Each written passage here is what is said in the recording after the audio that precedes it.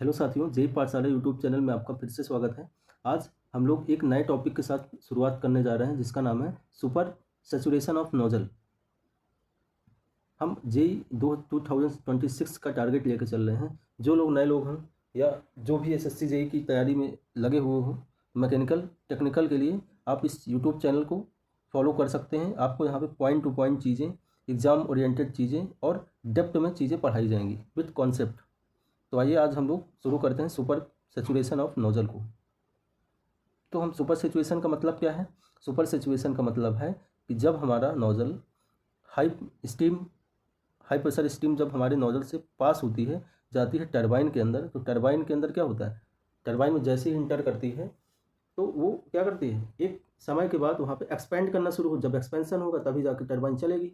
तो क्या होता है कि वहाँ पे जो एक्सपेंशन होता है, एक्सपेंशन के बाद जो कंडेंस, जो स्टीम जब कंडेंस होने लगती है, तो कंडेंस कब होती है? जब वहाँ पे कंडेंसेशन में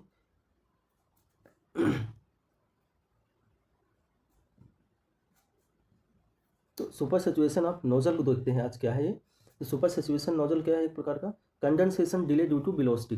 क्या कह सकते हैं हम कि जब स्टीम के अंदर या स्टीम हमारी जब टरबाइन के अंदर एक्सपैंड होती है, तो एक्सपेंशन में जो कमी होती है या एक्सपेंशन में जो डिले होता है, या कह सकते हैं कंडेंसेशन में जो डिले होता है हमारा, उसी को हम बोलते हैं सुपर सैचुरेशन ऑफ नोजल। तो आइए हम इसको ग्राफ की मदद से समझते हैं, तब ज़्यादा क्लियर होगा।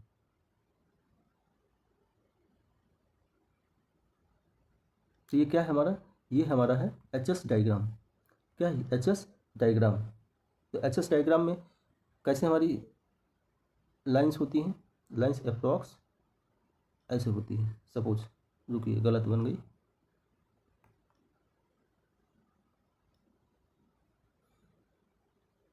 तो हमारा क्या होता है? हेलो दोस्तों, जेई पाठशाला यूट्यूब चैनल में आपका स्वागत है। अगर आप 2026 जेई की तैयारी कर रहे हैं या जेई के कैंडिडेट हैं, तो आप लोग हमारे चैनल को फॉलो कर सकते हैं। यहाँ पे आपको डेप्थ कॉन्सेप्ट के साथ साथ पीवाईक्यूज और जो भी चीज़ें हैं वो सब फ्री में गाइडेंस दिया जाएगा। साथ ही साथ हम आपको एकदम टू द एग्ज़ाम ओरिएंटेड चीज़ों को कराएंगे। तो हम आज देखते हैं सुपर सैचुरेशन ऑफ नोजल को देखते हैं। तो सुपर सैचुरेशन ऑफ नोजल क्या होता है? जब हमारी हाई स्टीम, जो हाई प्रेशर स्टीम जब हमारी नोजल से पास होती है, टरबाइन पे जाती है, तो टरबाइन में हमारी क्या होती है, एक्सपेंड करना शुरू होती है। एक्सपेंशन के बाद जब स्टीम वहाँ पे कंडेंस होने लगती है, तो कंडेंसेशन में जो डिले होता है उसी को हम सुपर सैचुरेशन ऑफ नोजल बोलते हैं। तो सुपर सैचुरेशन ऑफ नोजल क्या बोलते हैं? Condensation delay due to velocity. तो हम इसको ग्राफ से समझते हैं क्या है, ग्राफ से देखते हैं। तो एच एस डायग्राम के अंदर क्या है, ये हमारा कुछ ऐसे ग्राफ होता है। ठीक है, ये हमारा क्या है, टोटल बी आर रीजन है या वेट रीजन कह सकते हैं। हमारी जो स्टीम आती है, स्टीम हमारी कहाँ से आती है? हमारी स्टीम जाती है, ये हमारा क्या है, कौन सा स्टेट है? ये हमारा है super heated state. Super heated state वाली जो पॉइंट वन है, तो पॉइंट वन से जब हमारी स्टीम टरबाइन के अंदर एक्सपेंड करती है, क्या करती है, एक्सपेंशन स्टार्ट करती है, तो क्या होता है, ये ऐसे हमारा एक्सपेंड करते करते करते कहाँ जाती है, नीचे आती है। बट सुपर हीटेड स्टीम है ये, सुपर हीटेड स्टीम। तो एक पॉइंट पे आके यहाँ पे क्या है ये, यहाँ से ये क्या होता है, वेट रीजन में एंटर करती है, या यहाँ से कह सकते हैं कि हम कंडेंसेशन स्टार्ट हो जाता है। क्या हो जाता है? कंडेंसेशन स्टार्ट हो जाता है।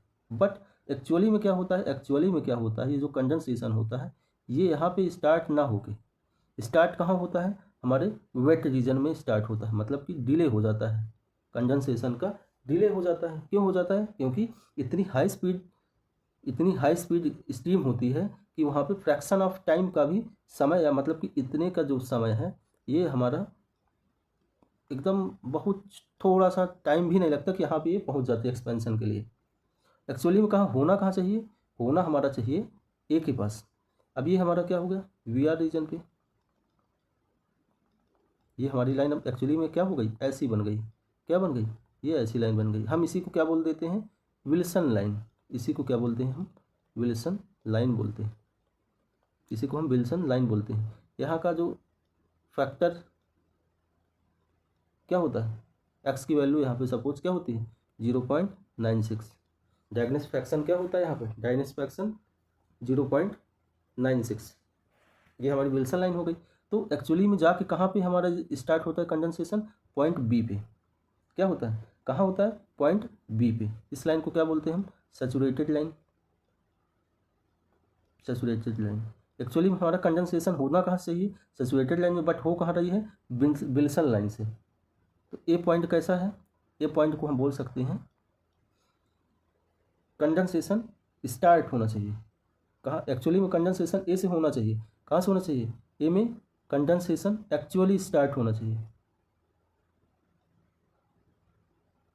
Actually start condensation, condensation. But point B क्या है, पॉइंट बी हमारा है, बट एक्चुअली मतलब प्रैक्टिकली कहाँ से हो रहा है, practically start condensation. But practically कहाँ से स्टार्ट हो रहा है हमारा, पॉइंट बी से। जो ए से बी है, इतने से इतने में जाने में हमको फ्रैक्शन भर का समय भी नहीं लगता है, यहाँ पहुँच जाती है। क्यों, क्योंकि हाई स्टीम हमारी नोजल से निकलती है, जिसकी वेलोसिटी ही बहुत ज़्यादा होती है। तो सैचुरेशन क्या हो गया, एक प्रकार से condensation, condensation delay due to velocity, delay due to velocity. थोड़ा सा और चीज़ें देखते हैं। ये हमारा कन्वर्जिंग डाइवर्जन नोजल है, ये हमारा थ्रोट है, ये हमारा क्या है, डाइवर्जन सेक्शन। एक्चुअली में सुपर हीटेड स्टीम यहाँ से पास होती है, और हमारा कहीं पे पॉइंट ए कहाँ पे आता है, पॉइंट ए हमारा थ्रोट पे आता है। मतलब यहाँ से हमारा एक्चुअली में कंडेंसेशन स्टार्ट होना था, बट हो कहाँ रहा है, एक्चुअली पे हो रहा है हमारा पॉइंट बी के आसपास। पॉइंट बी के आसपास हमारा कंडेंसेशन स्टार्ट हो रहा है। मतलब कि ए से बी जो है, this is point is delay, delay condensation point.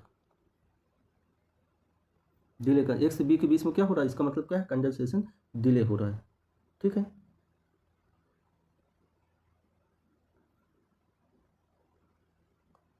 ये हमारा सैचुरेटेड वेपर लाइन है। ठीक, आई होप आप लोग को ये वीडियो पसंद आई होगी। आप लोग अगर चैनल पे नए हो,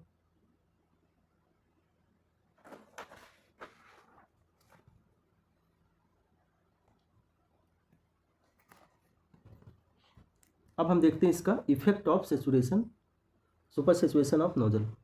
इसका इफेक्ट क्या पड़ता है, इफेक्ट ऑफ सुपर सैचुरेशन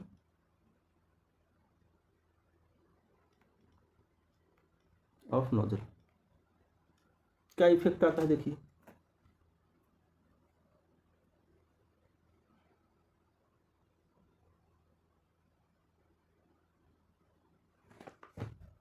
एक एक करके देखते हैं। एचएस डायग्राम पे, एचएस डायग्राम में क्या हो रहा है, पीएस डायग्राम में क्या हो रहा है, ये देखते हैं। ठीक है,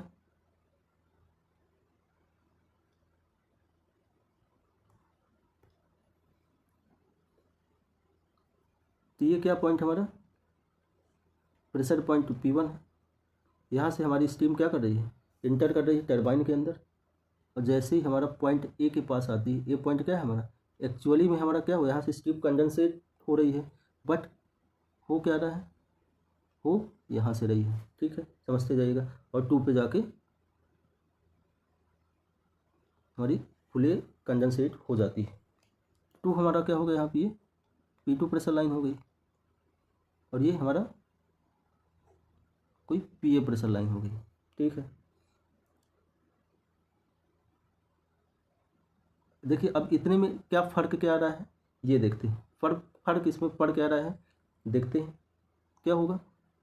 एक्चुअली में स्टार्ट यहाँ से हो रहा है, हम इसको क्या करेंगे, ये हमारा एंथैल्पी ड्रॉप है, डेल H2 आया। ठीक, ये सॉरी डेल H1, और ये हमारा पॉइंट 2 है,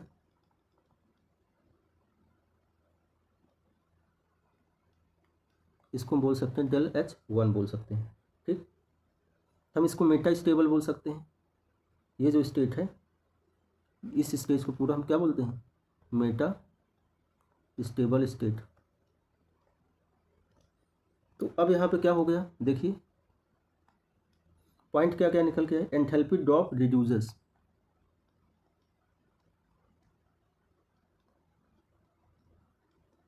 एंथैल्पी ड्रॉप क्या हो गया, रिड्यूस हो गया, एंथैल्पी ड्रॉप रिड्यूस हो गया। पहले कितना था, पहले ये था, अब क्या आ गया, ये आ गया। पहले डायरेक्ट कहाँ था, यहाँ आ जाता, अब क्या है, ये है, एंथैल्पी ड्रॉप रिड्यूस हो गया। स्टीम इज नॉट स्टेबल और अनस्टेबल, क्या होगा, प्रेशर पॉइंट तो हमारा क्या होगा, ये मान लीजिए पी है, लेकिन फॉलो तो इसी को करेगी ना, ये आएगी P2, तो क्या होगा, ये भी P, ये डेल S2 है, ये डेल S2 है। पहले क्या था, पहले ये यहाँ पे था, इस पॉइंट से सीधा यहाँ एक्सपेंड करती, बट अब यहाँ से यहाँ एक्सपेंड करेगी, प्रेशर लाइन किसको खींचेगी, P2 को ही, तो जिसकी वजह से क्या होगा, ये एंथैल्पी ड्रॉप क्या था, पहले इतना होता था, अब इतना हो गया, that means enthalpy drop reduce हो गया। Exit velocity of nozzle also reduce, दूसरी बात क्या हो गई, एग्जिट वेलोसिटी रिड्यूस हो गई, exit velocity of nozzle reduces. ठीक, इतनी बातें यहाँ पे हमको समझ आई हो जाएगी। जब हम इसको हम पीवी डायग्राम के अंदर देखते हैं, तो पीवी डायग्राम में जब देखते हैं तो इसमें क्या होता है, स्पेसिफिक वॉल्यूम क्या होता है, हमारा जो मेन पॉइंट है, स्पेसिफिक वॉल्यूम हमारा क्या होता है, रिड्यूस होता है। साथ ही साथ क्या होता है, रो बढ़ता है, डेंसिटी बढ़ती है, जिसकी वजह से क्या होता है, मास फ्लो रेट हमारा बढ़ता है, कितना, 2 to 5%। इसलिए हम क्या बोलते हैं, सुपर सैचुरेटेड नोजल के अंदर स्पेसिफिक वॉल्यूम रिड्यूस हो जाता है और मास फ्लो बढ़ता है। किस कंडीशन पे बढ़ता है, यहाँ बढ़ता है। तो आई होप आप लोग को आई होप आप लोग को ये वीडियो पसंद आई होगी। तो आप लोग चैनल को सब्सक्राइब करिए, लाइक करिए और शेयर करते रहें। धन्यवाद, आप हमारे चैनल से जुड़